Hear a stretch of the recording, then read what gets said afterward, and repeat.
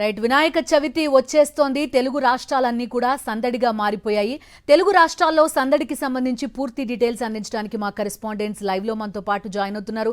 సాయి కిరణ్ మనకి లైవ్ లో కనిపిస్తున్నారు, అదేవిధంగా సుస్మిత మనకి లైవ్ లో కనిపిస్తున్నారు, మా కరెస్పాండెంట్ విజయమూర్తి లైవ్ లో కనిపిస్తున్నారు, సురేంద్ర కూడా ప్రస్తుతం లైవ్ లో ఉన్నారు. ఒకసారి మాట్లాడదాం మా కరెస్పాండెంట్స్ అందరితోటి. తెలుగు రాష్ట్రాల్లో గణపతి ఉత్సవాల సందడి, గణపతి నవరాత్రులకి సంబంధించిన సందడి ఎలా ఉందో తెలుసుకుందాం. సాయి కిరణ్ చెప్పండి, హైదరాబాద్ దగ్గరకు వచ్చేసరికి అటు బాలాపూర్ ఇటు ఖైరతాబాద్ పెద్ద ఎత్తున గణపతి విగ్రహాలు కనిపిస్తూ ఉంటాయి మనకి. దాంతోపాటు కొంత చిరుజల్లులు కూడా పడుతున్న నేపథ్యం అయినా కూడా ఎక్కడ సందడి తగ్గట్లేదు. ఎలాంటి వివరాలు ఉన్నాయి మీ దగ్గర?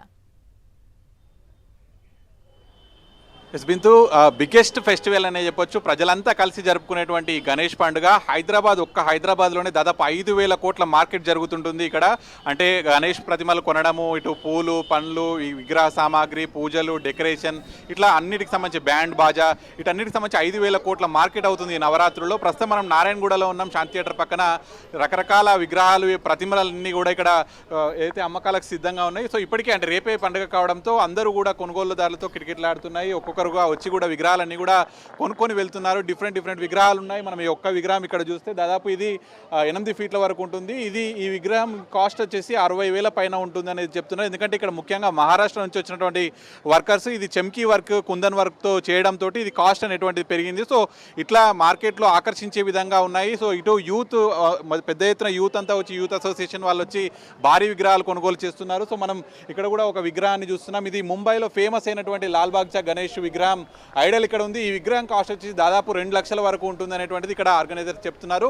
అలాగే ఫ్యామిలీ వాళ్ళు కూడా ఎక్కువ పెద్ద ఎత్తున కూడా వస్తున్నారు. ఫ్యామిలీ వాళ్ళంతా కూడా వచ్చి చిన్న విగ్రహాలు, అంటే ఇళ్లలో పూజల కోసం చిన్న విగ్రహాలు కూడా కొనుగోలు చేస్తున్నారు. అయితే ఇక్కడ ప్రత్యేకంగా ఆకర్షణీయంగా ఉన్నటువంటి విగ్రహాలన్నీ కూడా చూస్తున్నాము.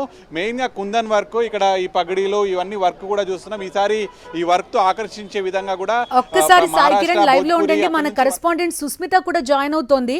వర్షం కూడా పడుతున్నట్టుంది అక్కడ. ఒక్కసారి సుస్మితతో మాట్లాడి మీ దగ్గరకు వస్తా. సుస్మిత చెప్పండి, ఎక్కడున్నారు ప్రస్తుతం? మీరు చూస్తున్నాం హైదరాబాద్ మొత్తం కూడా కంప్లీట్ గా సందడిగా మారిపోయింది. ఎలాంటి హడావుడి కనిపిస్తోంది? ఎస్ బిందు, నగర వ్యాప్తంగా వినాయక చవితి శోభ కనిపిస్తూ ఉంది. రేపు వినాయక చవితి కావడంతో నగరంలోని మార్కెట్లన్నీ కూడా వినాయకుడి విగ్రహాలతో పాటు పూర్తిగా ఇప్పటికే అన్ని ఏదైతే వినాయక చవితికి సంబంధించి వాడుతూ ఉంటారో పత్రులన్నీ కూడా, ఆ పత్రులన్నీ కూడా ఇక్కడ కొనుగోలు చేస్తూ ఉన్నారు. అందరూ కూడా బయటికి సాయంత్రం కావడంతో రేపటికి సంబంధించి అన్ని కొనుగోలు చేసేందుకు బయటికి వస్తున్న పరిస్థితి కనిపిస్తున్నాయి. అయితే గత ఏడాదితో పోలిస్తే ఈ ఏడాది వినాయక విగ్రహాలు కానీ అలాగే పత్రులు కూడా, అంటే దాదాపు హైదరాబాద్ నగరంలో ఏదైతే పత్రులు ఉపయోగిస్తూ ఉంటారో వినాయక చవితి పూజకి సంబంధించి అవన్నీ కూడా దొరకడం కష్టం కాబట్టి సుదూర ప్రాంతాల నుంచి తీసుకొని వస్తుండడంతో ఆ రేట్లు కూడా పెంచినట్టుగా కూడా తెలుస్తుంది. సో లేబర్ కానీ అలాగే మట్టి దొరకకపోవడం, మట్టి విగ్రహాల ధరలు అలాగే పిఓపి విగ్రహాల ధరలు ప్రతి ఒక్కటి పెరిగినట్టుగా కూడా చెప్తూ ఉన్నారు. దాదాపు వినాయక చవితి పూజకి సంబంధించి మనం 21 పత్రులను కూడా వాడుతూ ఉంటాం. ఆ 21 పత్రులను దాదాపు 150 రూపాయల నుంచి 200 రూపాయల వరకు మేర అమ్ముతున్నారు. అలాగే పిఓపి విగ్రహాలు, మట్టి విగ్రహాలు కూడా బాగా డిమాండ్ పెరగడంతో మట్టి విగ్రహాలను కూడా చాలా వరకు అవగాహన పెరగడంతో చాలా వరకు కొనుగోలు చేస్తున్న పరిస్థితి కనిపిస్తుంది. చిన్న విగ్రహాల నుంచి ఒక్కదానికి మించి మరొక రూపం అయితే మనకు కనిపిస్తూ ఉంది. చాలా వరకు మనం చూస్తున్నాము. చాలా రకరకాల వినాయక విగ్రహాలు అయితే ఇక్కడ కనిపిస్తూ ఉన్నాయి. వినాయక విగ్రహానికి సంబంధించి ఏదైతే మనము యూజ్ చేస్తూ ఉంటామో ఆ సంబంధించి వాటన్నిటికీ కూడా ఇక్కడ అయితే ఉపయోగించే ప్రతి ఒక్క వస్తువుని కూడా మార్కెట్లో ఉంచడంతో చాలామంది వచ్చి కొనుగోలు చేస్తూ ఉన్నారు. సో చూస్తున్నాం మొత్తంగా మార్కెట్ అంతా కూడా వచ్చి కొనుగోలుదారులతో కలకలలాడుతున్న పరిస్థితి కనిపిస్తుంది. ఇంకా రేపు ఉదయాన్నే ఇంకా పండుగకు సంబంధించి ప్రతి ఒక్కటి కూడా ఆకులు కొంచెం పండ్లు, కూర, దానికి సంబంధించి అన్నీ కూడా ఇక్కడ కనిపిస్తున్న పరిస్థితి కనిపిస్తుంది.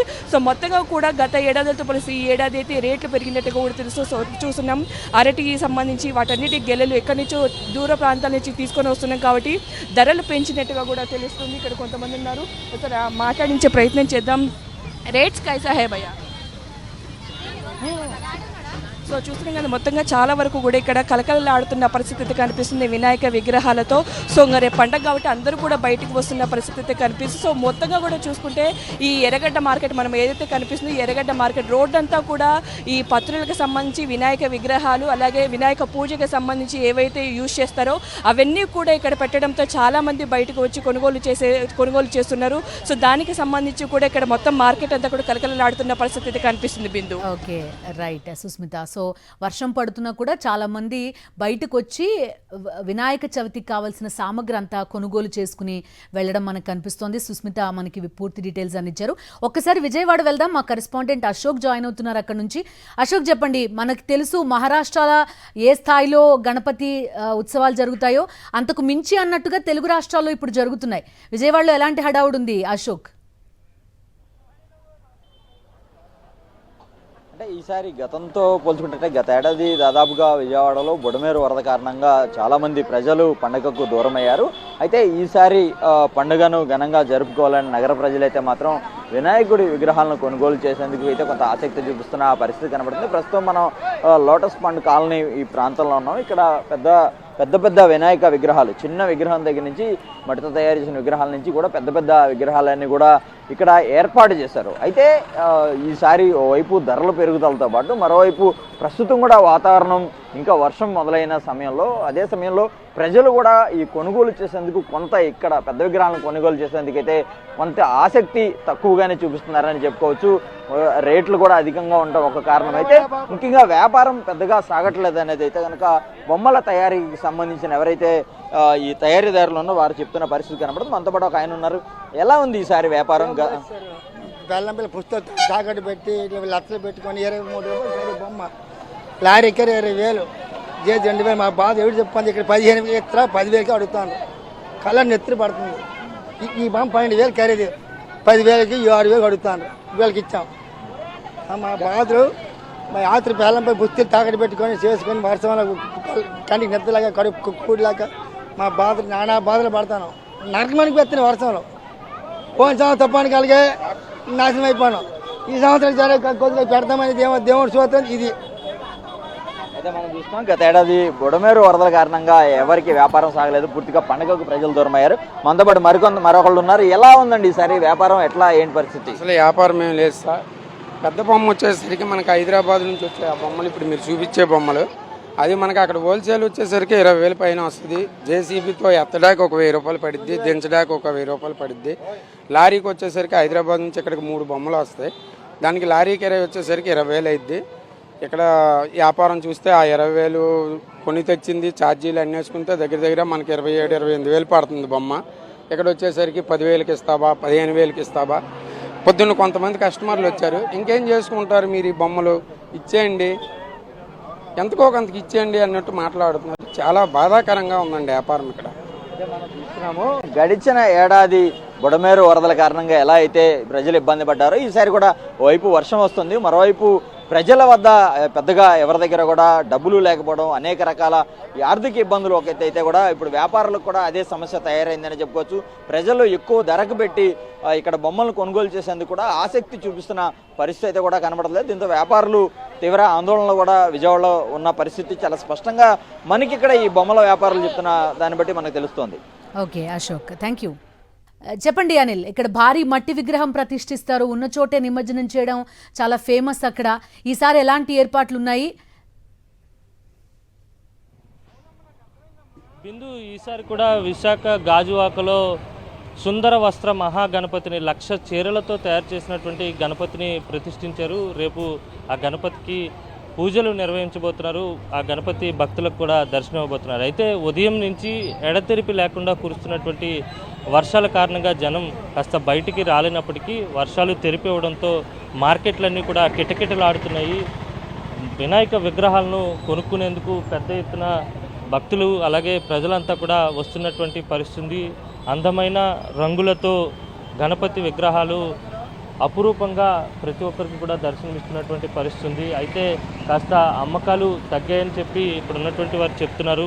వర్షం కారణంగా కాస్త ఇబ్బంది తలెత్తినప్పటికీ కూడా సాయంత్రం నుంచి పూర్తిగా మార్కెట్లన్నీ కూడా ఊపందుకున్నాయి. పెద్ద ఎత్తున పూజకు సంబంధించినటువంటి సామగ్రి కొనుగోలుతో పాటు విగ్రహాలను కూడా కొనుగోలు చేస్తున్నారు. అలాగే విశాఖలో కూడా దాదాపు భారీ విగ్రహాలను సుమారు 100 అడుగులకు పైగా విగ్రహాలను ప్రతిష్ఠించినటువంటి పరిస్థితి కూడా ఉంది. రేపు ఉదయాన్నే పెద్ద ఎత్తున పూజలు కూడా నిర్వహించబోతున్నారు. విశాఖలో ఏ నగరం మొత్తంలో ఏ వీధికి వెళ్ళినా కూడా గణపతి మండపం దర్శనమిస్తుంది. మహాగణపతికి పూజలు నిర్వహించేందుకు మండపాలన్నీ కూడా దాదాపుగా సిద్ధమయ్యాయి. పూర్తిగా ఈ విగ్రహాలను కూడా తీసుకెళ్లి ప్రతిష్ఠించేందుకు సిద్ధమవుతున్నటువంటి పరిస్థితి. మనతో పాటు ఈ దుకాణం యొక్క యజమాని ఉన్నారు, మాట్లాడదాం. ఎలా ఉంది బిజినెస్, ఎలా ఉంది, ఈ బొమ్మల అమ్మకం ఏ విధంగా జరుగుతుంది, గత ఏడాదితో పోల్చుకుంటే ఈ ఏడాది ఏ విధంగా? గత ఏడాదితో పోల్చుకుంటే ఈ ఏడాది కొంచెం డల్గానే ఉన్నదండి. కానీ ఏంటంటే ఒక సంవత్సరం కష్టం ఇదంతా. ఈ వినాయక చవితి నుంచి కింద సంవత్సరం వినాయక చవితి నుంచి ఈ వినాయక చవితికి వచ్చినంత వరకు ఎంత లోడ్ని రెడీ చేసి బొమ్మను అచ్చు దింపి పెయింటింగ్ చేసి అన్నీ చేసి పెట్టుకున్నాం. కానీ ఈ ఒక్కరోజు వర్షం వల్ల మొత్తం కొన్ని లక్షల్లో లాస్ వస్తుంది. కానీ ఎవరికీ చెప్పుకోలేని బాధ అది. కానీ ఇంకేం చేస్తాం, ప్రకృతి అది, ఇంకేం చేయలేము అది. కానీ కింద సంవత్సరంతో పోల్చుకుంటే ఈ సంవత్సరం కొద్దిగా లాసే వచ్చిందండి. కానీ ఇంకా చూద్దామండి. ఇప్పుడిప్పుడే ఇంకా జనం రావడం కూడా మొదలైంది. ఇప్పుడే పొద్దున్న నుంచి కూడా వర్షం ఉన్నది. నిన్న నైట్ అంతా కూడా వర్షం పడింది, ఈరోజు పొద్దున కూడా వర్షం. ఇప్పుడు సాయంత్రం 4 గంటల నుంచి కొద్దిగా జనాలు రావడం స్టార్ట్ చేశారు. అదే ఆఫీస్ టైం అవ్వడంతో ఆఫీస్ కూడా టైం అయిపోయింది. అందువల్ల ఇప్పుడు ఆఫీస్ నుంచి వచ్చే వాళ్ళు కూడా కొంతమంది వస్తారు. నైట్ 10 o'clock వరకే ఎంతైనా టైం ఉన్నది. ఎంత అమ్మినా సరే 10 o'clock వరకే అమ్మాలి. అదే చూస్తామండి. ఇంకా ఇది మొత్తం మీద బిందు గత ఏడాదితో పోల్చుకుంటే కాస్త అమ్మకాలు తగ్గినప్పటికీ కూడా జనం ఇప్పుడిప్పుడే రావడం మొదలుపెట్టారు. పెద్ద ఎత్తున కుటుంబ సభ్యులతో, అలాగే మహిళలు కూడా ఇక్కడికి పెద్ద ఎత్తున వచ్చి ఈ గణపతి విగ్రహాలను కొనుగోలు చేస్తున్నటువంటి పరిస్థితి ఉంది. మనం విజువల్స్లో చూడొచ్చు. పెద్ద ఎత్తున కుటుంబ సభ్యులతో వీరంతా ఇక్కడికి వచ్చి ఈ గణపతి విగ్రహాలను కొనుగోలు చేసేందుకు వస్తున్నారు. మొత్తం పూర్ణ మార్కెట్తో సహా విశాఖలో ఉన్నటువంటి అన్ని మార్కెట్లు కూడా జనంతో పూర్తిగా కిటకిటలాడుతున్నటువంటి పరిస్థితి. పెద్ద ఎత్తున గణపతి ఉత్సవాలు నిర్వహించేందుకు విశాఖ నగరం అయితే సిద్ధమైంది. Bindu. Okay Anil, thank you. ఇక ఆధ్యాత్మిక నగరం తిరుపతిలో వినాయక చవితి సందడి మొదలైంది.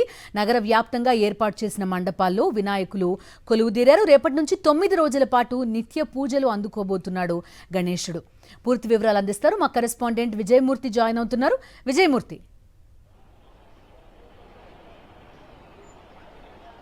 బిందు, నిత్యం గోవింద నామస్మరణతో మారుమోగేటువంటి ప్రముఖ పుణ్యక్షేత్రం తిరుపతి నగరంలో రేపటి నుంచి గణపతి నవరాత్రుల నేపథ్యంలో ఇప్పుడు గణపతి బప్ప మోరియా అంటూ ప్రతి వీధిన కూడా మారుమోగుతున్నటువంటి పరిస్థితి ఇక్కడ కనిపిస్తోంది. గణేష్ మండపాలతో సర్వాంగ సుందరంగా ముస్తాబైనటువంటి మండపాలు ప్రతి చోట కూడా కనిపిస్తున్నటువంటి పరిస్థితి కనిపిస్తోంది. ప్రస్తుతం మనం చూడొచ్చు, తిరుపతి నగరంలో రైల్వే స్టేషన్ కి సమీపంలో ఉన్నటువంటి టాక్సీ స్టాండ్ ఆధ్వర్యంలో వారి మండపాన్ని సర్వాంగ సుందరంగా ముస్తాబు చేశారు.